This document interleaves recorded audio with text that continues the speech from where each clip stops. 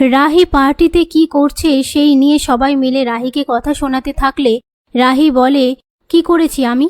তখন Tintin রাহিকে video দেখায় যেখানে রাহি রাহুলকে ভালোবাসি কথা বলছে। সেটা দেখার পর রাহি রাহুলকে বলে, তুমি কিছু মনে করো না, আমার ভুল হয়ে গেছে।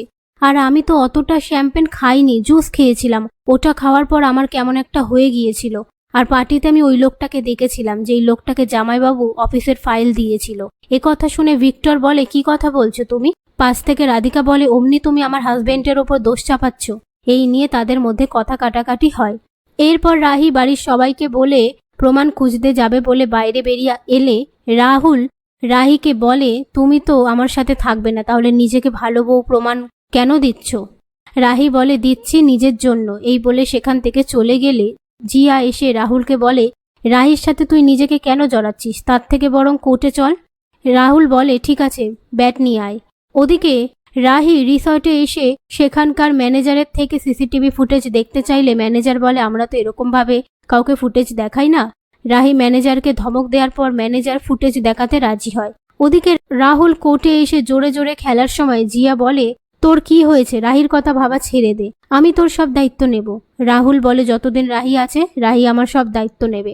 এদিকে রাহি সিসিটিভি ফুটেজে দেখে নেয় কেউ একজন জুসের মধ্যে অ্যালকোহল মেশাচ্ছে। সেটা দেখে রাহি ম্যানেজারকে বলে, ইনি কে? ম্যানেজার বলে, ও সন্তোষ, এখানেই কাজ করে। তারপর রাহি সন্তোষকে ফোন করতে বললে সন্তোষকে ফোনে না পেলে রাহি আর ম্যানেজার সন্তোষের বাড়ির উদ্দেশ্যে রওনা দেওয়ার সময় রাস্তায় সন্তোষকে দেখতে পায়। সন্তোষ তাদের দুজনকে দেখে ভয়ে দৌড়ে পালিয়ে যাওয়ার সময় পড়ে গেলে রাহি সন্তোষকে বলে, কে আমাকে অ্যালকোহল খাওয়াতে বলেছিল বলুন? সন্তোষ বলে, আমি নিজের ইচ্ছাতে করিনি, আমার বউয়ের শরীর খারাপের জন্য সে আমায় 10,000 টাকা দেবে বলেছিল, তার জন্য আমি করেছি। রাহি তখন ফোনে ভিক্টরের ছবি দেখালে সন্তোষ বলে, হ্যাঁ ইনিই বলেছিল। এরপর রাহি রিসর্টে আসার পর ভিক্টর ফোন করলে রাহি ভিক্টরকে কথা শোনায়। ভিক্টর বলে, আমি তোমার সাথে এক্ষুনি দেখা করছি। এই বলে রিসর্টে এসে রাহির কাছে পা ধরে ক্ষমা চেয়ে বলে, আমি টিনটিনের দিব্যি দিয়ে বলছি, আমি এ কাজ আর করব না। সেই মুহূর্তে রাহুল এসে সব কথা শুনে নিয়ে ভিক্টরকে মারধর করতে থাকলে রাহি রাহুলকে আটকে ভিক্টরকে বলে, আপনি এখান থেকে চলে যান জামাইবাবু। তারপর রাহি রাহুলকে বাড়িতে এগিয়ে কিছু বলতে বারণ করে দেয়। এরপর ভিক্টর বাইরে এসে জিয়াকে ফোন করে বলে, এই ছিল তোমার প্ল্যান? রাহুল আমাকে এসে মেরেছে। জিয়া বলে, ও ওখানে কি করে পৌঁছলো? আমার তো মনে হয় না ওরা বাড়িতে গিয়ে কিছু বলবে। এদিকে রাহি আর রাহুল বাড়িতে ফিরে আসলে কনক রাহিকে বলে, প্রমাণ কোথায়? ও গাড়িতে রেখে এসেছো বুঝি? এই বলে রাহিকে কথা শোনালে পাশ থেকে রাহুল বলে, ও কোনো প্রমাণ দেবে না। তার মধ্যে ভিক্টর বাড়িতে আসলে রাজীব ভিক্টরকে বলে, তুমি মার খেয়েছো? কে মেরেছে তোমাকে?